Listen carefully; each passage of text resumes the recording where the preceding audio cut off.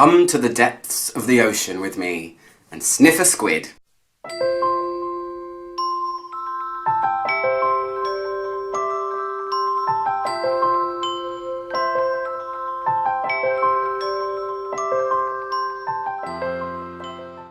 Hi guys, it's Actual. How's everyone doing? Good, I hope. Excuse my casual appearance, it's a very hot day in London and I was going to wear swimwear for this video, but then I thought, no one needs to see that. So we have a new Zoologist. This fragrance is currently not released yet. It's coming out on the last day of August. So if you're watching this after the 31st of August, it's released. So first of all, as always, thank you Victor for sending me this. You know, Zoologist is my favourite niche brand. I'm always excited to see what's going to be next. And we finally have the first marine animal added to the menagerie. I'm going to attempt to put some footage of a bit more of a close-up of the packaging of this, which I don't normally do, so it's probably going to come out really bad, but I did my best in this low lighting place that I live. So yeah, I'll try and put it in at some point in the video.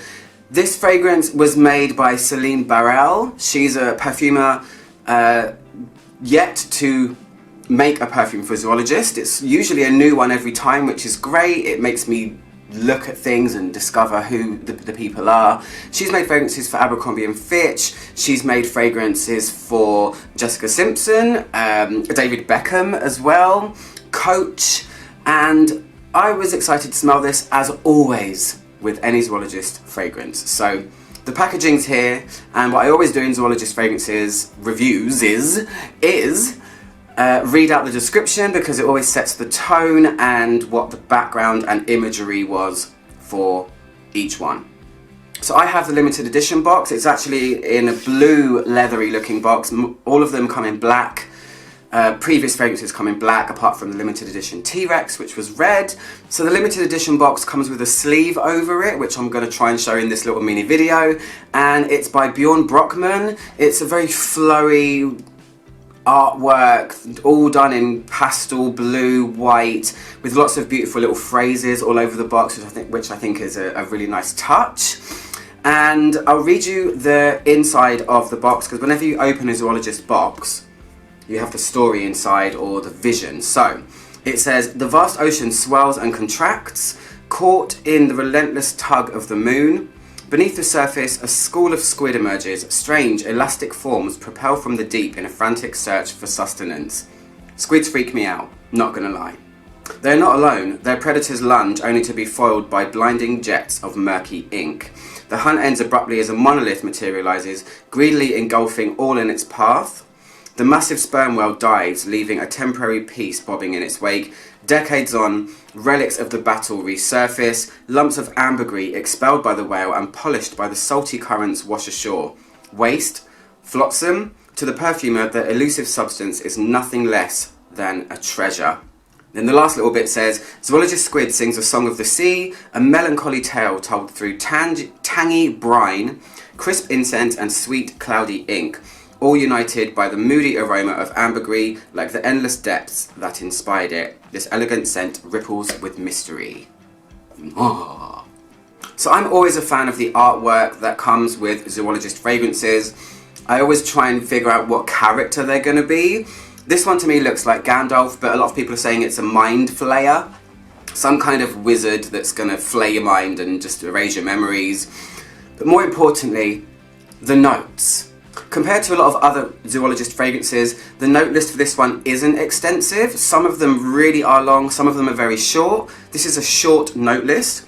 Top notes are pink pepper, solar salicylate, and incense. Solar salicylate is the tricky note for me because I'm not really sure what it is that I'm trying to find, but it's meant to be floral green, sweet, tangy, and I do get something like that from this fragrance. The heart notes are black ink accord, salty accord, and a popanax. A popanax is sweetened myrrh, or a sweet myrrh note.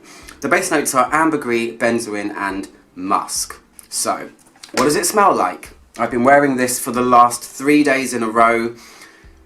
2 of them I've had off of work, so I've really sat with this and tried to get to the depths of what it is.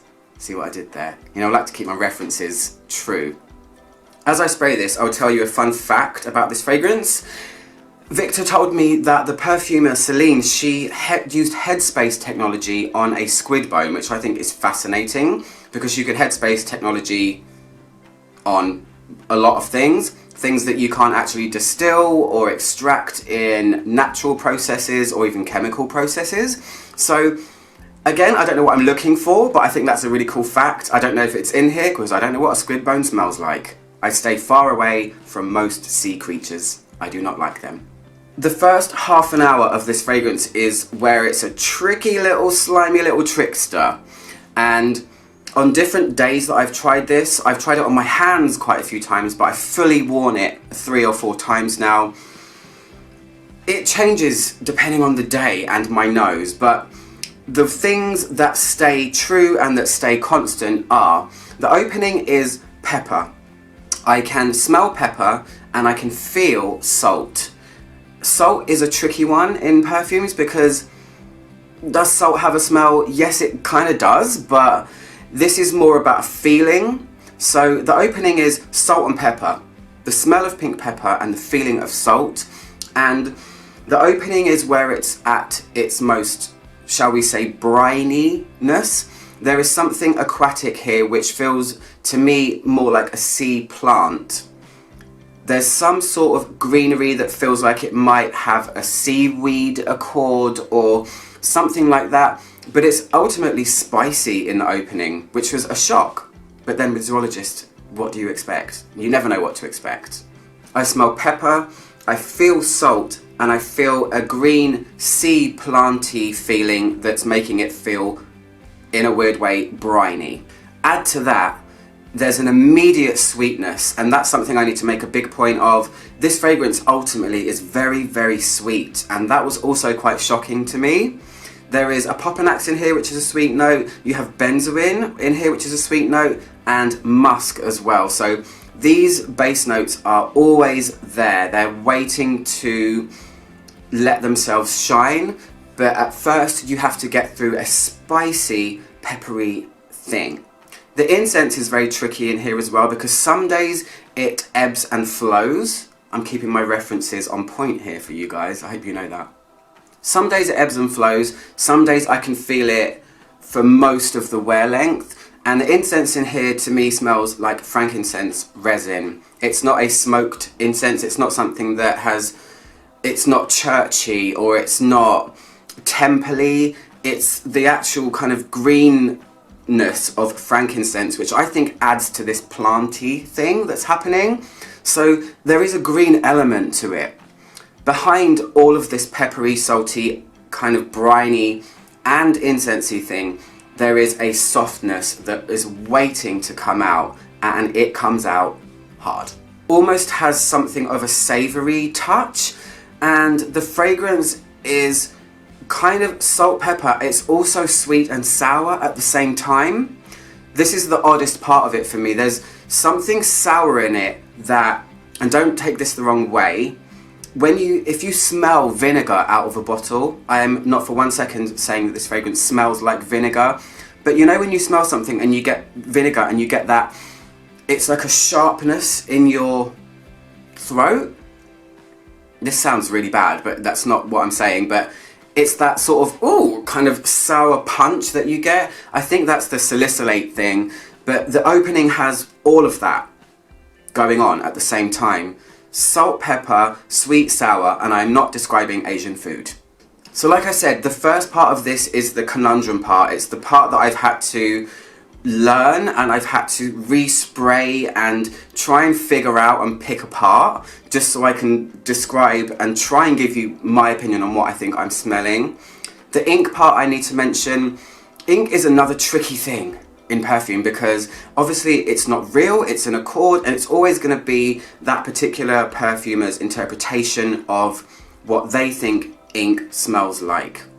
I don't feel anything that's inky because my personal reference to ink would be fountain pen ink at school. This is a black ink accord. My nose focuses on the spice, the incense, something briny aquatic, and then this sweetness, which I'll describe in a couple of minutes. So it's the first half an hour that is where it feels very Zoologist, and it feels like something I've never smelled before. I don't know what this aquatic accord is, but it's definitely interesting and unusual and soft. About half an hour in, this is where, to me, the main player of the fragrance comes into play, and that is musk. There is a huge apparent white musk note in this, in the base, that softens everything. It kind of acts like a blanket, and when you get to the dry stage, which is here, this becomes almost like a cozy hug of a fragrance. The incense is very light, it's kind of backed off. The spice is gone. Most of what is briny, aquatic and strange has backed off as well. And this is where it becomes its most wearable stage. It's so much softer and sweeter than I ever thought it was going to be, which is very surprising. This feels like white musk, but not laundry. It feels almost like there's a vanillic tone to it, something that's a tiny touch of something coconutty as well. Don't focus on that too much because to me it's right in the background. It's not something that is super apparent. The first couple of times I tried this, I couldn't focus on anything else but the fact that it smelled like coconut, but having worn it over a few days, my opinion has changed.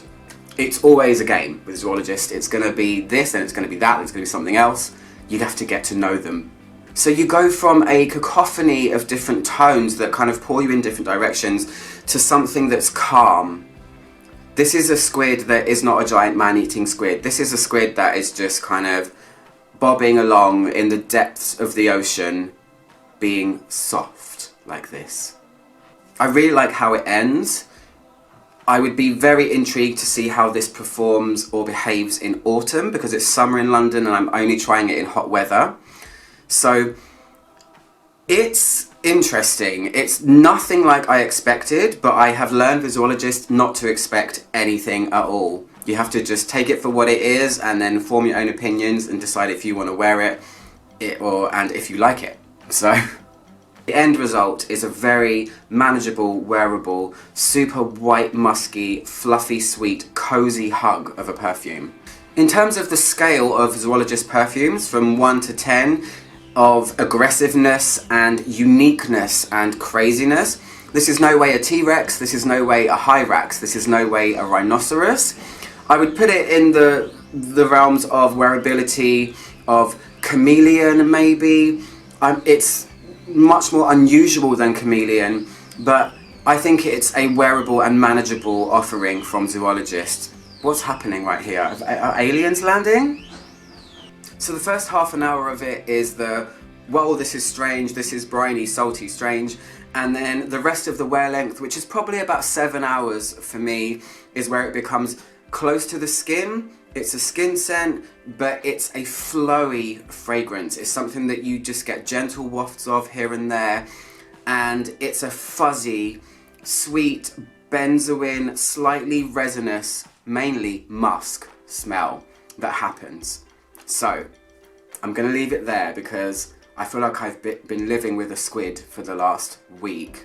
I have really dived into this one and tried to learn it. So thanks again, Victor, for sending me this. I'm always so appreciative that I get to try your fragrances firsthand.